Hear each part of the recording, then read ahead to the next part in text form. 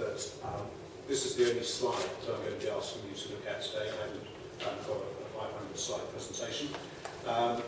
The bad news is that despite being a consultant, I'm not standing here pretending to have all the answers. There is no magic bullet to engaging people about sustainability. It's a myriad concept, and it has unique facets in every situation. And the subject of this item is about engaging the board, which when I came to think about it, my sense of real board engagement actually starts way before the point where you get to the board, and it actually starts with, are you effectively engaging your top management team? So much of what I'm going to talk about is about top leadership engagement, and my thesis is that if you are successful in engaging the top leadership around sustainability, then your access to the board and your success with access to the board flows from that. I'm also quite interested in interactivity in these sessions, so I'm going to ask you to do a little bit of work, which is, if you haven't done so yet, I'd like you to introduce yourself to the person next to you and spend the next minute, and I shall time it, I'm sure Dax will as well, spend the next minute exchanging with each other your primary motivation for working in the sustainability field. Please. Just shout out a couple of things that came out about primary motivations for being in the sustainability field. Anybody? Close to your heart. Close to your heart? Future generations. The future generations. Okay, let's do it as a show of hands. Put your hands up if in your couples you were broadly saying it's because it's interesting. Yeah.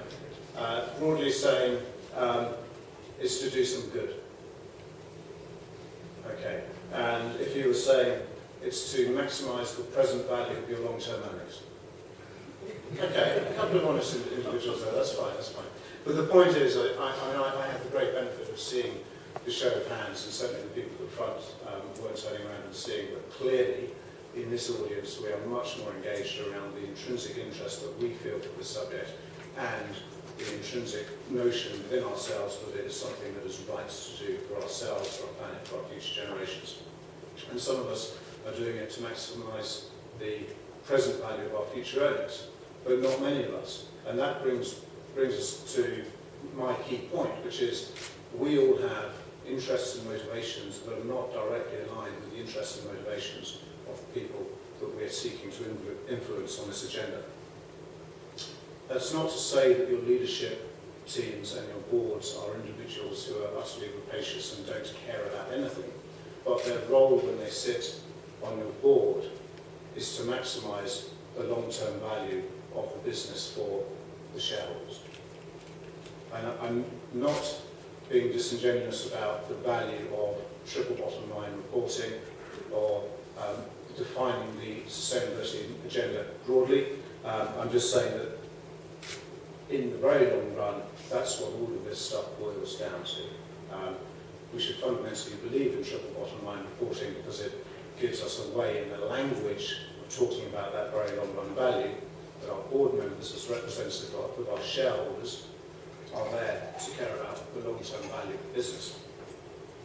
And the difficulty with that, and the difficulty with us all having fairly passionate motivations around sustainability, is that when your motivations are in disconnect with somebody else's, and particularly when you're passionate about them, then you tend to sell your point of view in a way that works for you and your motivations and your desires, not necessarily for the person or persons you're speaking to and their motivations and their desires.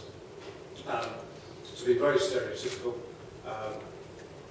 lots of men up and down the country are going out and trying to convince their wives that they really do need a Blu-ray player because of the enhanced audio and video definition that it offers, whereas the wife doesn't give a fig and would prefer to have a neater set of black boxes littering her living room with fewer wires coming up. And if you think that's me being stereotypical, actually that is just me. And my wife.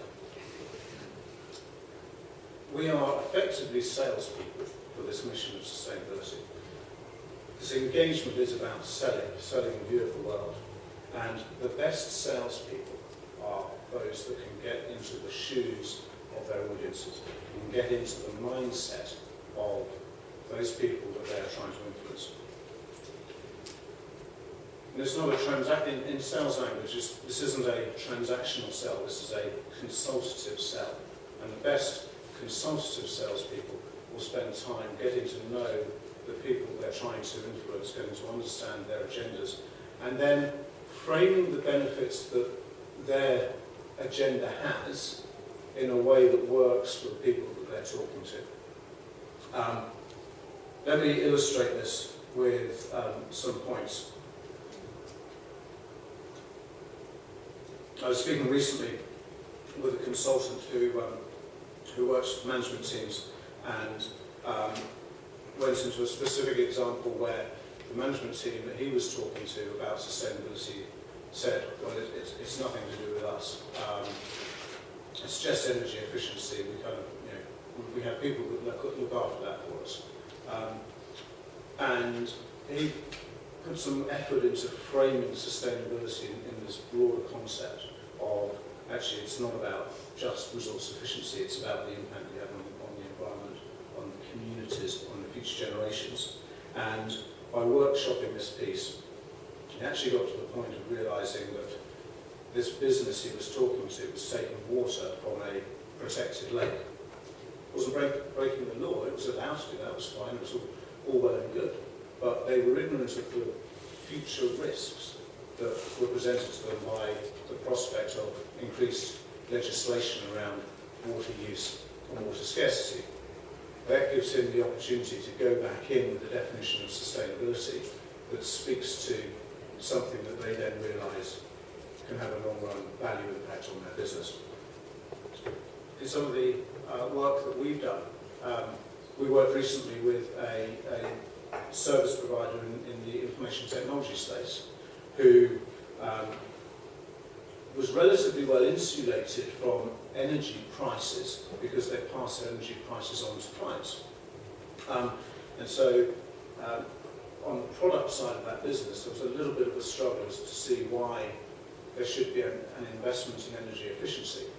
So we put some work into understanding who are the customers, what are their own motivations, and what segments within that client group might be at risk to procurement if they enhance the way they procure. And we actually found a significant proportion of the clients of this business were businesses that were currently or were thinking about becoming more stringent in their buying criteria. And what we were able to identify for the marketing director of that business was that the energy cost reduction prize was a fraction of the prize that was available to him from reducing churn in his client base. So taking one thing and turning it into a different, much more salient message for somebody who didn't start off thinking that sustainability was any part of their business. I could go on. But one of my observations is that we need to speak better about sustainability and the business language that we use. And I have to say, I have come across clients who are struggling to justify energy efficiency measures, but aren't actually taking a step of projecting forward the future price increases that everyone seems to expect in the UK market, and saying, what does that do for my business? What happens if I don't make an energy efficiency investment now, and I do, as Ofgem say, see 30, 40% price increases? So people in our field are saying, I can't justify energy efficiency. And you say, well, are you framing it in the context of future energy efficiency increases? And they say no. Now that is a simplistic example. Hopefully everyone in this room is well on top of exactly that kind of dynamic. But I think it's worthwhile being aware that that dynamic exists in our field. So this reframing that you can do can't always make the intangible tangible. You cannot always say this woolly brand enhancement notion that we can get through sustainability will lead to direct value impact for our business. But by reframing it, you can make it somewhat more acceptable And you can also frame arguments, you can construct what do you need to believe arguments. We worked recently with a business where, with some very small metrics around what do you need to believe around staff, engagement, motivation and turnover, some very small metrics, you can demonstrate that they should care about their carbon footprint reduction from staff engagement nearly as much as they should care about their carbon footprint reduction through their CRC costs. So that is the opportunity to say CRC is costing you £12 a tonne. The staff engagement price from getting this right could nearly double that amount. That isn't hardwired. We don't know that that is the answer. We don't know that that is the value for that business. But what we know is that some fairly reasonable things that you need to believe about how much your staff care about this stuff can lead to that kind of value impact. And even if you haven't created that hard wire between the two, you framed it into a way that your finance director and your HR director can actually respond and say, I see what you're talking about, that's starting to resonate for me. So I'm going to bring it to a close fairly quickly. Conscious that we ran behind on the last session, we didn't have much time for questions. I'd like us to have lots of time for questions here. My final thoughts are around that learning the language. We need to reframe the way we talk about sustainability along the lines of the fundamental drivers of value for our business. And every business effectively is driven by long-run profit. And long-run profit is driven by long-run volume times long-run margin. The long-run margin is simply long-run price times long-run cost. And if you can frame every sustainability conversation you have with either a very direct, I can demonstrate, or a less direct, what if conversation around any of those levers of price, cost, volume, margin, then you're making very, very great steps forward. And I would say also, we're in a long run game, project it forward, take a long view. The strategists in the businesses are taking long views, they're dealing with uncertainties all the time. It's worthwhile understanding the models and techniques that are used in your business to think about uncertainty, and then bringing those models into the sustainability discussions. And if your sustainability discussions are not already capturing these notions of value, net present value, of long-run rates of return, of internal rates of return, of payback, then they need to, because that is the language of value in business. That is the language of your finance director in many cases. And it's a shame that the representative from Jewson isn't here today, because I believe he was going to talk about engaging the finance directors. And just to pick up on something that Jane said, I think that the notion of involving a cynic or cynics in your engagement is absolutely valuable. You should never be afraid to take on those detractors. They can become like reform smokers and become your biggest advocates. Thank you very much.